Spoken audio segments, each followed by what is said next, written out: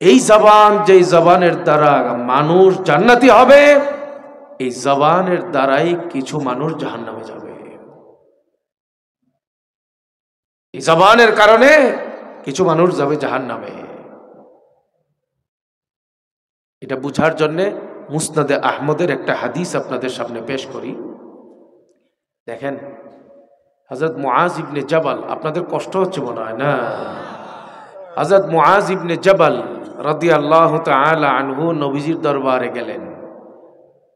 নবীজি বললেন, মুআজ, জাহান্নাম থেকে বাঁচার জন্যে, জান্নাত পাওয়ার জন্যে তোমাকে একটা প্রেসক্রিপশন দিচ্ছি। কুফা আলাইকা লিসানাক, যতদিন দুনিয়াতে বেঁচে থাকবা তোমার জবানকে কন্ট্রোল করবা। জবান দিয়ে মিথ্যা কথা বলবা না, গালিগালাজ করবা না, অপবাদ দিবা না, কারো ইজ্জতের উপরে আঘাত করবা না। এই জবানকে আল্লাহর জন্য ব্যবহার করবা। এই জবান দিয়ে কোরআনের তিলাওয়াত করবা। এই জবান দিয়ে আল্লাহর নামের জিকির করবা। এই জবান দিয়ে গুনাহ করবা না, তাইলে জান্নাত পাবা। এতটুকু বলার পরে হযরত মুআজ ইবনে জাবাল আশ্চর্য হয়ে তিনি বললেন, ওয়াহাল নুআখাযু বিমা নাতাকাল্লামু বিহি ইয়া রাসূলুল্লাহ। নবী, এটা কি বললেন? আমি জবান দিয়ে যা বলবো কিয়ামতের ময়দানে আমার প্রত্যেকটা কথার বিচার হবে? এর জন্য আসামির কাঠগড়ায় দাঁড়াতে হবে?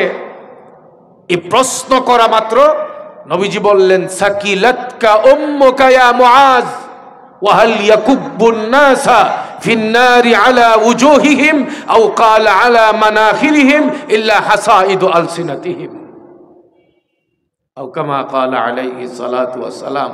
বুঝা ছাড়াই আগাম বলেন নাউজুবিল্লাহ। কোন নাউজুবিল্লাহ? হাবিবে পাক তিরস্কার করলেন সাহাবী মুআজ ইবনে জাবালকে। মুআজ ইবনে জাবালকে ডাক দিয়ে বললেন, মুআজ, সাকিলাতকা উম্মুকা ইয়া মুআজ। মুআজ, তুমি এরকম প্রশ্ন করতে পারলা? তোমার মরণ হওয়া উচিত। ধমকের স্বরে নবীজি বললেন। এরপরে নবীজি বললেন, মুআজ, এসব কি প্রশ্ন তুমি করো? এই জবানের পাওয়ার কত বেশি জানো? এই জবান একটা মানুষকে কোথায় নিয়ে যেতে পারে? যারা জাহান্নামে যাবে, যে সকল পুরুষরা জাহান্নামে যাবে, যেই সকল নারীরা জাহান্নামে যাবে, যেই সকল যুবকরা জাহান্নামে যাবে, যেই সকল ক্ষমতাধর ব্যক্তিরা জাহান্নামে যাবে, পৃথিবীর যে কোনো নতুন পুরান মানুষ জাহান্নামে যাবে। হাবিবে পাক বলেন, অধিকাংশ মানুষ জাহান্নামে যাবে কেবলমাত্র তাদের জবানের কারণে। জবান দিয়া নাফরমানি করার কারণে, জবান দিয়া গুনাহ করার কারণে। এখন তো জবান দিয়া গুনাহ করে, জবান দিয়া যতটা গুনাহ করে এর চেয়ে বেশি গুনাহ ফেসবুক দিয়া করে। 1 মিনিটে একটা মানুষের ইজ্জতের 12টা বাজায় দিতে পারে। একটা কমেন্ট লিখে দিল, জিন্দেগি শেষ হয়ে গেল। সত্য না মিথ্যা যাচাই করার টাইম নাই। যার যা খুশি, যার ব্যাপারে যা খুশি দেদারসে লিখে যাচ্ছে। আরেকটা মানুষ ঘরের ভেতরে দরজা বন্ধ করে করে চোখের পানি ফেলতেছে, কাঁদতেছে। মার ইজ্জত নষ্ট করা হচ্ছে, মেয়ের ইজ্জত নষ্ট করা হচ্ছে, বাবার ইজ্জত নষ্ট করা হচ্ছে, পরিবারকে তছনছ করে দেয়া হচ্ছে। জবান দিয়া অপবাদ দেয়া হচ্ছে এমন বিষয়ে যে বিষয়ের সাথে কেউ জড়িত না। গীবত করা হচ্ছে, সমালোচনা করা হচ্ছে, দুশ্চর্চা করা হচ্ছে। আল্লাহর নামের কোনো বালাই নাই, আল্লাহর নাম নিয়ে কোনো কথা নাই, আল্লাহর কথা বলার টাইম নাই, কোরআনের তিলাওয়াত নাই। আমি তো চ্যালেঞ্জ ছুড়ে বলতে পারি, আপনাদের এই শাহপুর এলাকায় যদি 500টা পরিবার থাকে, প্রত্যেকটা পরিবারের নারী পুরুষ ছেলে মেয়ে সবাইকে আল্লাহ তাআলা কথা বলার জন্যে, এই জবান ব্যবহার করবার জন্যে আল্লাহ জবান দিয়েছেন, আল্লাহ জিহ্বা দিয়েছেন। আমি চ্যালেঞ্জ ছুড়ে বলতে পারি, আমার সঙ্গে আশা করি আপনারা একজনও দ্বিমত পোষণ করবেন না। 500টা পরিবারে যদি তল্লাশি চালানো হয়, যাচাই করা হয়, রিপোর্ট একটাই আসবে, 500টা পরিবারের মধ্যে প্রায় 495টা পরিবারেই রিপোর্ট একটাই পাওয়া যাবে যে এই 500 পরিবারের মধ্যে মাত্র 5টা পরিবার পাওয়া যাইতে পারে, বাকি 495টা পরিবারে 12 মাসে একদিনও কোরআন শরীফের তিলাওয়াত হয় না। কথা বলেন ঠিক কিনা? বাবাও তিলাওয়াত করে না, মাও তিলাওয়াত করে না কোরআন শরীফ। খালি বলে এ কোরআন শরীফ দিয়ে পানি পড়া খাবো, পেট ব্যথা ভালো হয়ে যাবে, কোরআন শরীফের আয়াত দিয়ে তাবিজ বানাবো গলায়, জিন ভূত দূর হয়ে যাবে। এ কোরআন আল্লাহ নাযিল করেছেন হিদায়াতের কিতাব হওয়ার জন্য, হিদায়াতের পথ দেখাবার জন্য। আমি শুরুতেই আয়াত আপনাদের সামনে তিলাওয়াত করে শুনিয়েছি। আল্লাহ তাআলা বলেছেন হুদান লিন্নাস, এ কোরআন আল্লাহ নাযিল করেছেন মানুষকে জান্নাতের পথ দেখাবার জন্য, মানুষকে হিদায়াতের নূর দেবার জন্য, মানুষকে হালালের পথ দেখাবার জন্য, আল্লাহর পথ দেখাবার জন্য, নবীর পথ দেখাবার জন্য, হকের রাস্তা দেখাবার জন্য। কিন্তু কোরআনে কারীমের সেই পথে যাবে দূরের কথা, ঘরের মধ্যে তিলাওয়াত পর্যন্ত হয় না। তিলাওয়াত করবে কোত্থেকে? মা বাবা ছেলে মেয়ে কেউ তিলাওয়াত সহি করে করতেও পারে না। গান বলতে পারে 100, সিনেমার নাম বলতে পারবে, গান বলতে পারবে, নায়কের নাম বলতে পারবে, নেতা নেত্রীর নাম বলতে পারবে, বিভিন্ন দেশ রাষ্ট্রের নাম বলতে পারবে, রাষ্ট্রনায়কদের নাম বলতে পারবে, বলতে পারবে না কেবলমাত্র সাহাবাদের নাম। কথা বলেন ঠিক কিনা? গর্ব করে বলি আমরা মুসলমান, কিন্তু ছেলে কোরআন শরীফ পড়তে পারে না, মেয়ে কোরআন শরীফ পড়তে পারে না। যেটা পড়ে এটাকে পড়াই বলবে না, মনে হবে পত্রিকা পড়ে, এটাকে কোরআন শরীফ পড়া বলবে না। সময় একটু বেশি হয়ে গেলে মাথা গরম করেন না, মরণ কিন্তু পায়ের সঙ্গে লেগে আছে, যে কোনো মুহূর্তে শেষ। এটা বুঝার জন্যে, ভাবার জন্যে কথাগুলো বলতেছি। আল্লাহ জবান দিয়েছেন চাওয়া ছাড়া, বিনা পয়সায়, সবচেয়ে বড় নিয়ামত হিসাবে আল্লাহ এই জবান গায়ের মধ্যে লাগায় দিছেন, মুখের ভেতরে লাগায় দিছেন।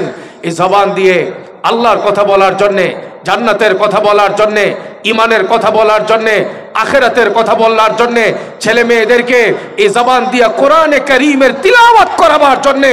দুঃখজনক হলেও সত্য, যে ঘরগুলোতে 12 মাসে একদিন কোরআন শরীফের তিলাওয়াত হয় না, সেই ঘরগুলোতে একদিনও টেলিভিশন বন্ধ হয় না।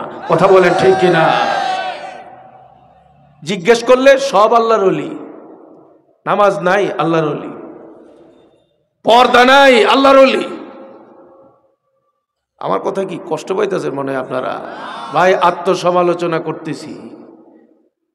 আসমানের উপরে আর জমিনের নিচের বয়ান ছাইরে দিয়ে গেলাম, কিন্তু আগে যেমন ছিলাম কালকেও তেমনই থাকলাম, কোনো পরিবর্তন আসলো না। এই মাহফিলের দ্বারা কি লাভ?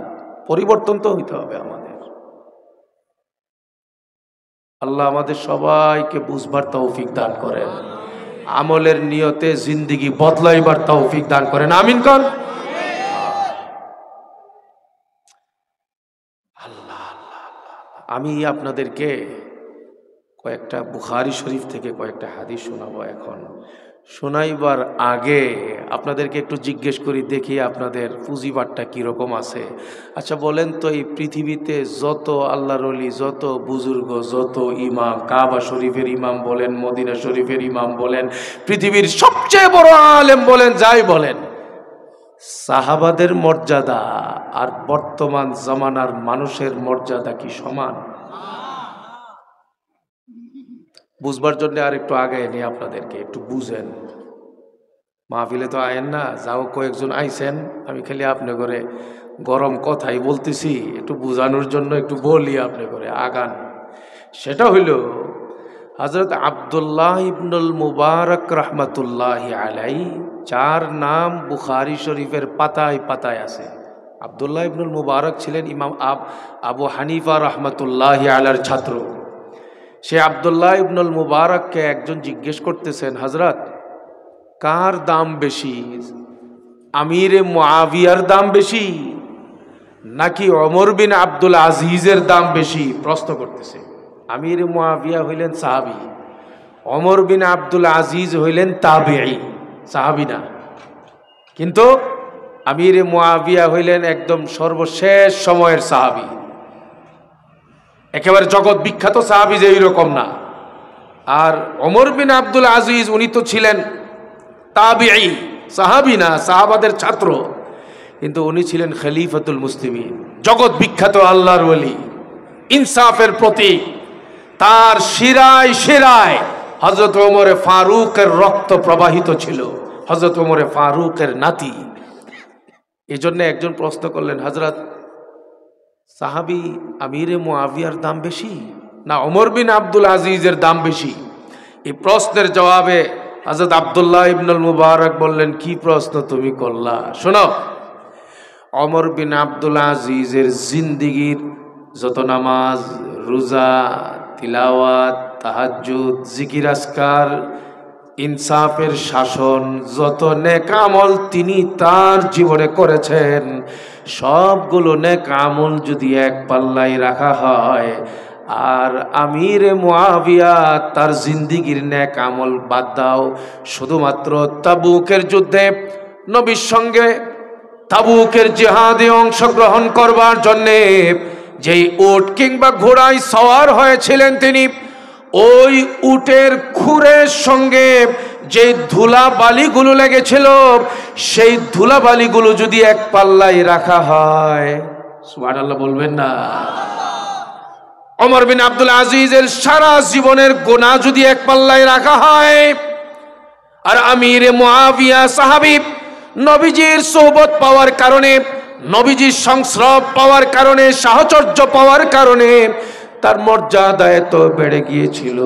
তাবুকের যুদ্ধে যাওয়ার সময়ে যেই উট ঘোড়ায় সওয়ার হয়েছিলেন, ওই প্রাণীটার পায়ের সঙ্গে যেই ধুলাবালিগুলো লেগেছিল, সেই ধুলাবালিগুলো যদি এক পাল্লায় রাখা হয়, হযরত আব্দুল্লাহ ইবনুল মুবারক বলেন, আমিরে মুআবিয়ার ধুলাবালির পাল্লা ভারী হয়ে যাবে। সুবহানাল্লাহ। বুঝা থাকলে বলেন, সারা দুনিয়ার মানুষের তুলনায় নবীর পরে সাহাবাদের মর্যাদা কম না অনেক বেশি? সাহাবাদের মধ্যে আবু বকরের মর্যাদা আরো কম না আরো বেশি? আমি একটু বুঝাইয়া একটা বিষয়বস্তু সামনে আনতে চাইতেছি, হঠাৎ জেহেনে এসে ঢুকছে বিষয়গুলো। আরেকটু বুঝাইবার জন্য আবু দাউদ শরীফের একটা হাদিস পেশ করি। আপনাদের কি বেশি অসুবিধা হয়ে যেতেছে না তো? আবু দাউদ শরীফের হাদিস পেশ করি। নবীজি একদিন বললেন, আবু বকর, জিবরাইল তো আসছিল, তারপরে জিবরাইল আমাকে জান্নাতের ওই দরজাটা দেখায় গেছে, যে দরজা দিয়া আল্লাহ আমার উম্মতকে জান্নাতে প্রবেশ করাবেন। সুবহানাল্লাহ। যার যেটা নেশা, যার যেটা প্রত্যাশা, এটার কথা শুনলে তো পাগল হয়ে যাওয়ার মতো। সিদ্দিক আকবর বললেন, ওয়াদিত্তু আন্নী লাউ কুনতু মাআক আ নবী। ইস,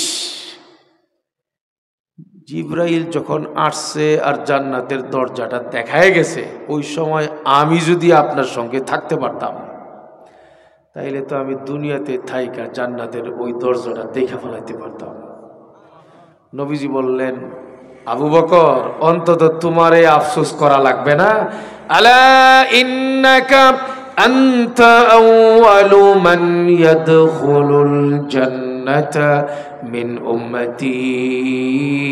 হাবিবে পাক বলেন, আবু বকর, তোমার টেনশনের কোনো কারণ নাই। আমি নবী তোমার ব্যাপারে ঘোষণা দিলাম, আমার উম্মত জান্নাতে যারা যাবে, সবার আগে তুমি আবু বকর জান্নাতে প্রবেশ করবে। সুবহানাল্লাহ। এ পর্যন্ত যদি বুঝা থাকেন বলেন, আবু বকরের জান্নাতে যাওয়াটা অনিশ্চিত ছিল না নিশ্চিত? বুঝা নাই, অনিশ্চিত না নিশ্চিত? কিন্তু সেই আবু বকর যাকে নবীজি জান্নাতের নিশ্চয়তা দিলেন, আগাম বার্তা দিলেন, তিনি জিহ্বা বের করছেন, হাত দিয়ে মুচড়াইতেছেন, টানতেছেন, জিহ্বা ছিঁড়ে ফেলবেন মনে হয়। সাহাবারা আরজ করলেন, খলিফাতুল মুসলিমিন, জিহ্বাকে আপনি এইভাবে টানছেন কেন? মনে হচ্ছে ছিঁড়ে ফেলবেন।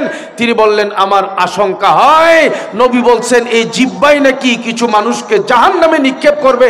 আমার এই জিহ্বা আমার জান্নাতের রাস্তা বন্ধ করে জাহান্নামে নিয়ে যায় কিনা, এই জন্য আমার জিহ্বাকে আমি শায়েস্তা করতেছি। আপনি কোথায় আছেন? 2 রাকাত নামাজ পড়া জান্নাতের টিকিট নেওয়ার জন্য পাগল হয়ে গেছেন? মুস্তাদে আহমদের হাদিস, কথা আর বাড়াবো না, কথা আমি গুটায় আনতেছি। নবীজি বসা, নবীজির সামনে সাহাবারা আরজ করলেন, ইয়া রাসূলুল্লাহ, ফুলানা তুযকারু মিন সালাতিহা ওয়া সিয়ামিহা গায়রা আন্নাহা তুজি জারাহা। নবী, অমুক মহিলার ব্যাপারে আমরা যতটুকু জানি উনি অনেক বড় নামাজি, অনেক বেশি রোজা রাখেন, কিন্তু উনার একটা সমস্যা হইল উনার জবান খারাপ।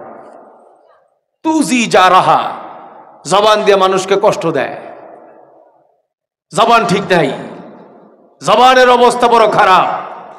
নবীজি বললেন, হিয়া ফিন্নার। নামাজ পড়ে অনেক, নফল নামাজ, নফল রোজা কোনটাই ছাড়ে না, কিন্তু জবান খারাপ হওয়ার কারণে নবীজি বললেন এই মানুষটা, এই মহিলাটা অনেক নামাজি, অনেক রোজাওয়ালি হওয়া সত্ত্বেও জাহান্নামের আগুনে পড়বে। নাউজুবিল্লাহ। প্রত্যেকটা কথার হিসাব হবে। কিন্তু ভাই, আল্লাহ তাআলা যাদেরকে কবুল করবেন, আল্লাহ যাদেরকে কবুল করবেন জান্নাতের জন্যে, আল্লাহ যাদেরকে কবুল করবেন জাহান্নাম থেকে বাঁচানোর জন্যে, আল্লাহ তাআলা একটা সুসংবাদ দিয়েছেন। আল্লাহ তাআলা বলেন, আফামান শারাহাল্লাহু সাদরাহু লিল ইসলাম ফাহুয়া আলা নূরিম মির রাব্বিহ।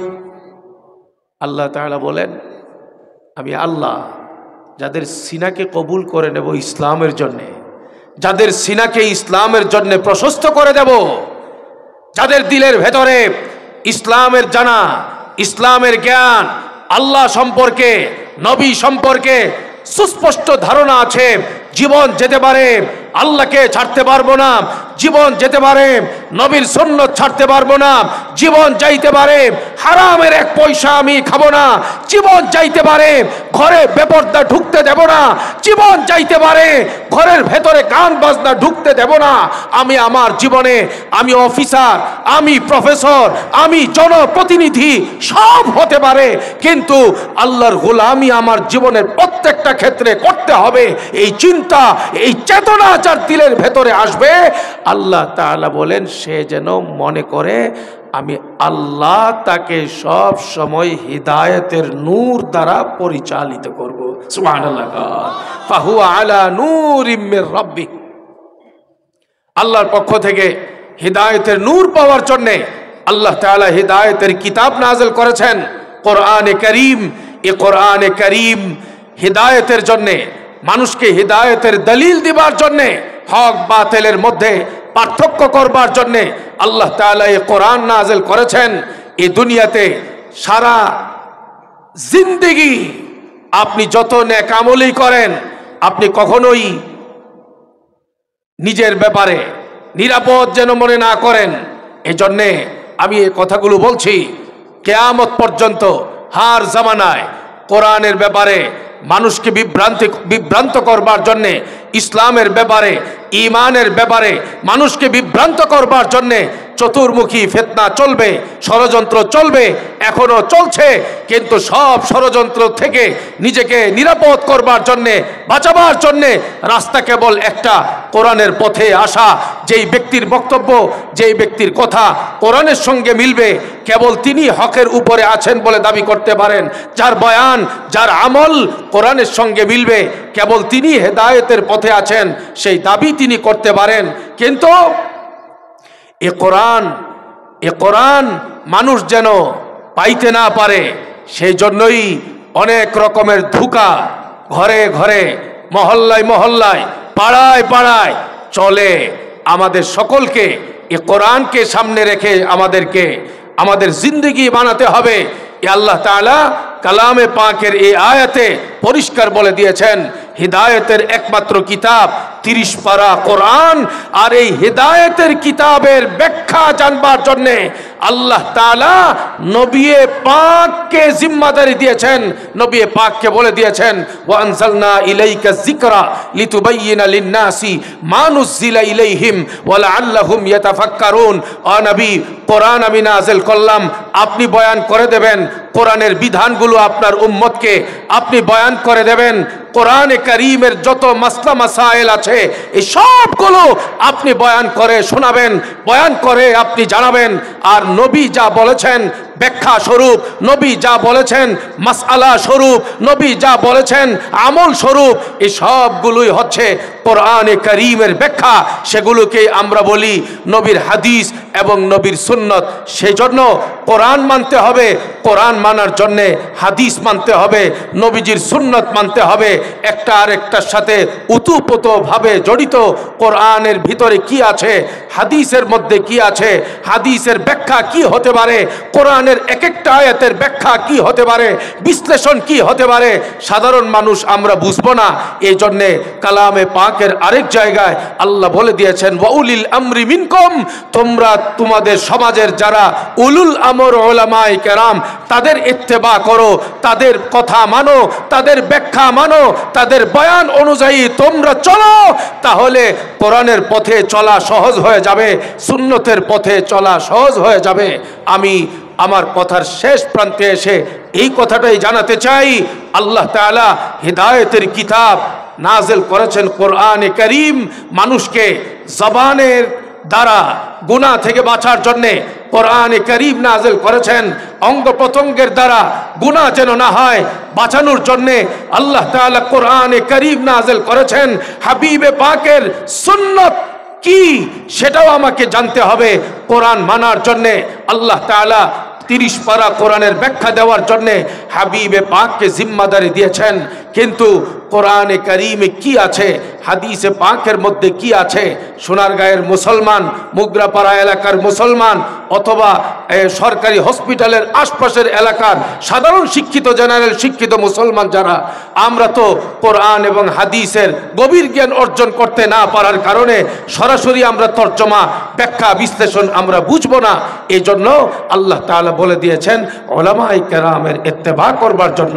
আর এই আলেম তৈরি হয়, হাফেজ তৈরি হয়, মুফাসসির তৈরি হয়, মুফতি তৈরি হয়, কোরআন ওয়ালা তৈরি হয় কওমি মাদ্রাসার মধ্যে।